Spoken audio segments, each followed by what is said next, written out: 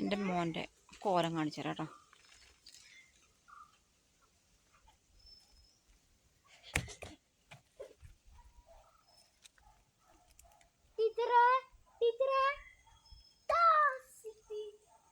എന്തോരും പറഞ്ഞാലും കാര്യമില്ല. ചിലപ്പോൾ അവൻ എന്നെ മണിയമ്മയെന്ന് വിളിക്കും, ചിലപ്പോൾ അമ്മയെന്ന് വിളിക്കും, ചിലപ്പോൾ ചേച്ചിയെന്ന് വിളിക്കും.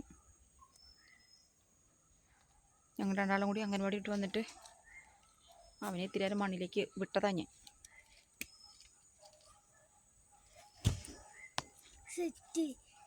മോൻ കണ്ട പേടി മണ്ണ് വാരി തേച്ചിട്ട് ഇങ്ങോട്ട് കാണിച്ചേ അമ്മേ ചെക്കാ എന്നിട്ട് മോൻ കണ്ടേ. നന്നായിട്ടുണ്ട് കേട്ടോ. കുളിപ്പിക്കാൻ പോവാ. വീഴരുത്, ചാടരുത്. വീണാലുണ്ടല്ലോ കയ്യും കാലൊക്കെ ഒടിയും. എന്തൊരു ചൂടാണെന്നറിയോ. ഒന്നും ചെയ്തില്ല വന്നിട്ട്. നാളെ അവധിയല്ലേ. അയ്യോ ഉലുവാല ഉണ്ടാക്കാവോ. പിന്നെ ഞാനില്ല.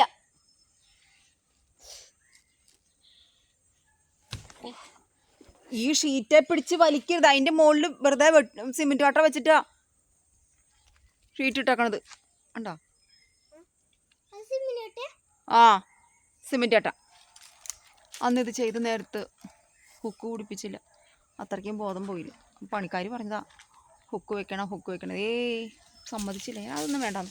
എങ്ങോട്ടാ?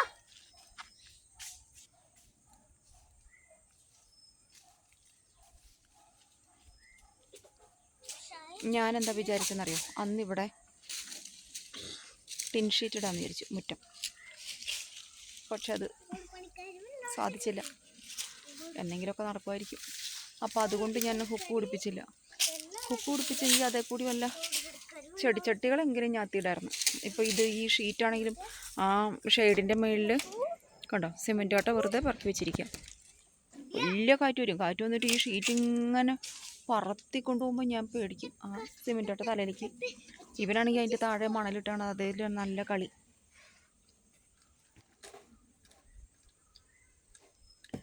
നാളെ ശിവരാത്രിയായി, നാളെ അവധിയായി. ഇന്ന് ചേച്ചി വരും, ചേച്ചിയും മോളും.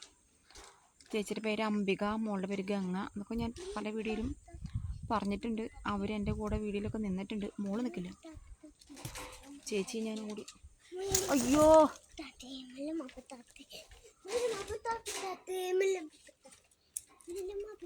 അവൻ്റെ അമ്മ വരുമ്പോൾ പേടിക്കും. അവനെ കണ്ടിട്ട്, അവൻ്റെ മോൻ കണ്ടിട്ട്. അതിന് മുമ്പ് കുളിപ്പിക്കണം. കുഞ്ഞേ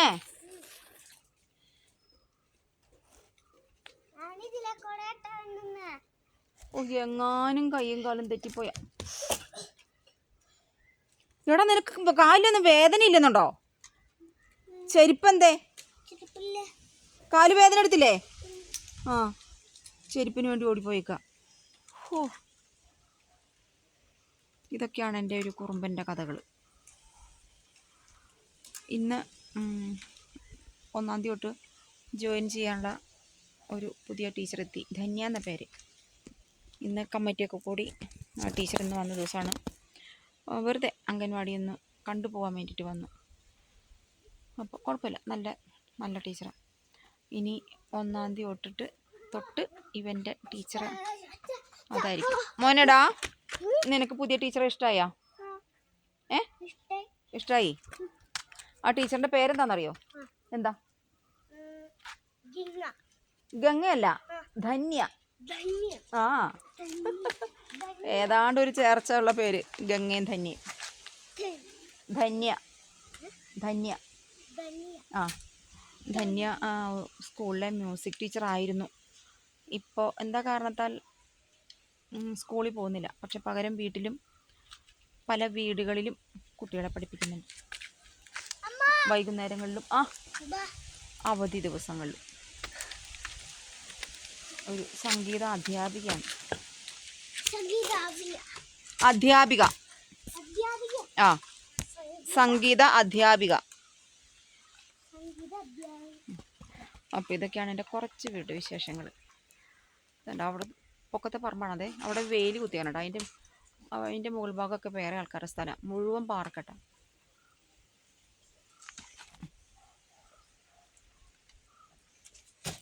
അതൊരു റബ്ബർ തോട്ടം. അങ്ങവിടെ സൂര്യൻ അസ്തമിക്കാൻ ആയി.